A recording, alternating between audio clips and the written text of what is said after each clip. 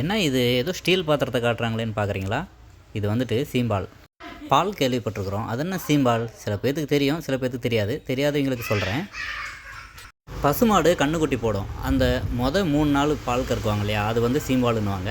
அந்த சீம்பாலில் நாள் கறக்கிற பாலில் மட்டும்தான் அந்த மாதிரி கட்டியாக செய்ய முடியும்.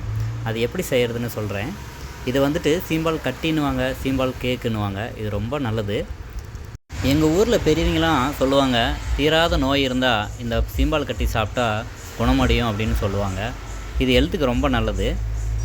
இதை செய்கிறதுக்கு 2 பாத்திரம் வேணும். ஒரு சின்னதாக ஒன்று பெருசு ஒன்று இட்லி பாத்திரம் இருந்தால் ரொம்ப நல்லாயிருக்கும்.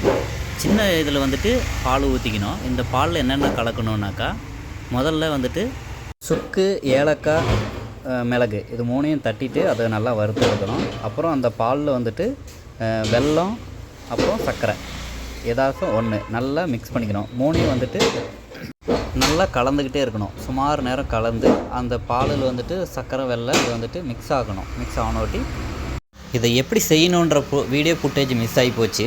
So sorry. நெக்ஸ்ட்டு இதேமாதிரி பால் கிடச்சின்னா உங்களுக்கு ஸ்டார்டிங்லேருந்து எண்டு வரைக்கும் எப்படி செய்யணுன்றது உங்களுக்கு நான் காட்டுறேன். ஸோ இதெல்லாம் செஞ்சதுக்கப்புறம் இந்த சீம்பால் கட்டி எடுத்து நாங்கள் சாப்பிட்டோம். ரொம்ப சுவையாக இருந்துச்சு. அப்புறம் இது செய்கிறப்ப ரொம்ப கேர்ஃபுல்லாக செய்யணும். சில பேர்த்துக்கு இது சரியாக வரதில்லை, அந்த பால் உடஞ்சிருது. ஸோ அதனால் நான் நெக்ஸ்ட்டு அந்த வீடியோவில் உங்களுக்கு நான் காட்டுறேன் எப்படி செய்யணுன்றது.